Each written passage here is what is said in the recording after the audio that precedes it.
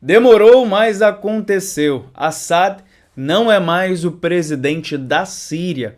O regime do ditador Bashar al-Assad, ele caiu, entrou em ruína esse último final de semana e o presidente, aliás, o ex-ditador sírio, nem se encontra mais no país. Nessa altura do campeonato, ele já está em Moscou, na Rússia, país no qual é um grande apoiador do seu regime, aliás, do seu antigo regime, e país no qual Assad pediu asilo político. Vamos entender agora como essa mudança, essa queda do regime de Assad vai reconfigurar o Oriente Médio e como isso vai impactar a Rússia, os Estados Unidos, Israel, Irã, entre outros países. Bem-vindo ao Geo Brasil. Vamos aos fatos aqui no nosso conteúdo pesadão. Bacana? Antes de tudo, deixa teu like, que ele é importante demais aqui para o nosso canal. Bom, vamos primeiro entender o papel da Rússia, né?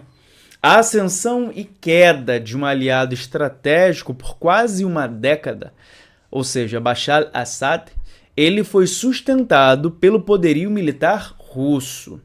A entrada da Rússia na Guerra Civil da Síria em 2015 foi um verdadeiro divisor de águas, com milhares de tropas e ataques aéreos massivos que conseguiram garantir a sobrevivência do regime. A Rússia, logicamente, ela tinha um grande objetivo. A intervenção militar dentro do país tinha dois grandes propósitos, a gente pode colocar assim.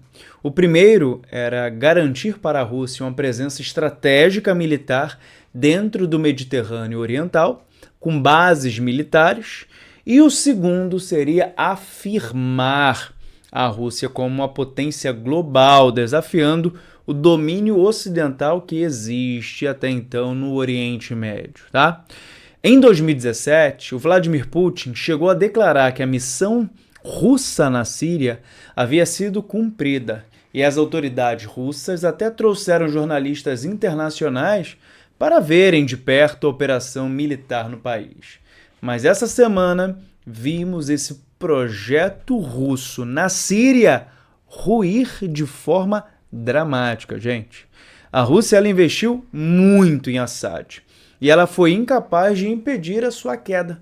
A declaração oficial do Kremlin sobre os eventos na Síria refletiu preocupação, mas também deixou evidente a impotência de Moscou diante de todo esse cenário. Agora, será que a Rússia subestimou os desafios de sustentar um regime tão isolado?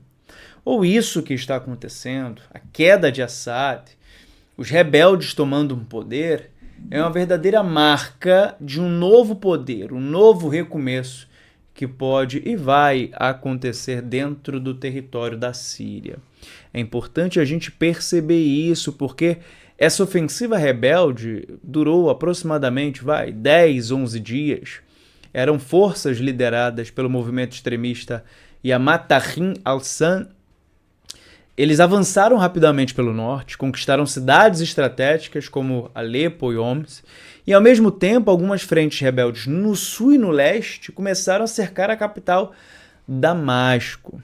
Por onde os rebeldes estavam passando, atravessando, eles foram derrubando estátuas, como por exemplo a do pai de Assad, o Hafez Assad, que fundou a dinastia há 50 anos atrás, e o Assad ele herdou do pai, né? Era muito claro esse sinal de que o ciclo ele estava chegando ao fim. O caos na capital ele começou nesse final de semana. Tiros, bombardeios, confusão marcaram os últimos dias em Damasco. Relatos apontam que as forças do governo tentaram até resistir, mas esse cerco ele foi inevitável. Enquanto isso, informações circulavam na mídia internacional de que países como Egito e Jordânia estavam recomendando que Assad deixasse logo o país. Isso no sábado falei para você. Damasco sempre foi um símbolo de poder para a Síria e representava uma grande dinastia. Agora, gente, com Assad caindo, saindo do poder, o que está em jogo?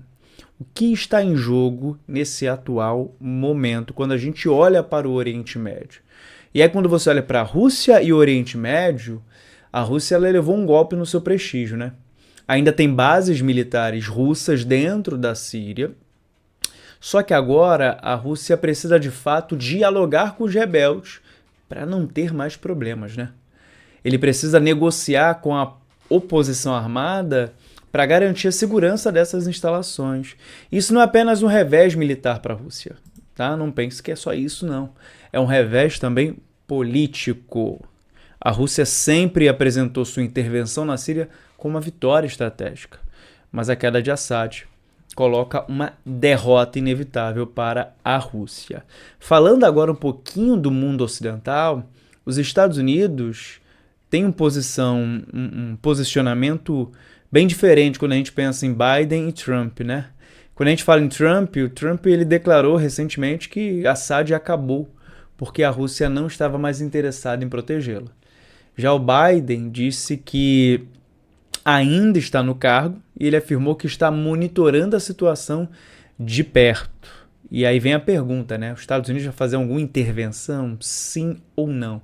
Fato é que os Estados Unidos, ele precisa ainda de fato estar presente na Síria, principalmente para combater o Estado Islâmico, alvo de bombardeio essa semana. Falando em Israel, que faz fronteira ali mais ao nordeste do território de Israel com a Síria, é importante Israel ficar atento e reforçar, né, as suas fronteiras e principalmente ali Israel nesse momento está focado em proteger a região das colinas de Golã, uma área muito estratégica e especial quando a gente pensa na questão hídrica do território. O futuro da Síria, gente, ele é muito incerto, né? Agora que Assad saiu do poder, Assad se encontra em asilo político na Rússia, esse vazio de poder na região gera uma preocupação. A oposição armada, que conseguiu derrubar Assad, vai precisar encontrar uma maneira de estabilizar o país. Mas será que eles irão conseguir evitar lutas internas e formar um governo unificado? Fica aqui uma questão para a gente refletir.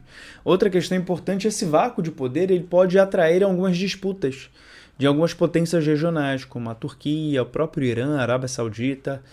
Cada um desses países tem interesses diferentes dentro do território da Síria.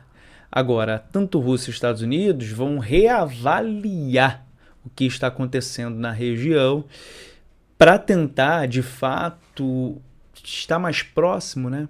Buscar mais diálogo com o novo caminho que a Síria vai tomar. Os Estados Unidos monitora e a Rússia pensa em reavaliar a sua estratégia para não perder esse ponto dentro desse grande tabuleiro que é a geopolítica mundial. Agora eu pergunto para vocês, o que a gente pode esperar da Síria nesse exato momento? Deixe teu comentário, ele é especial e importante aqui demais para o nosso canal.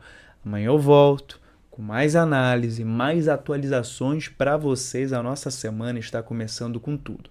Um beijo no teu coração, eu te vejo no próximo vídeo. Até lá!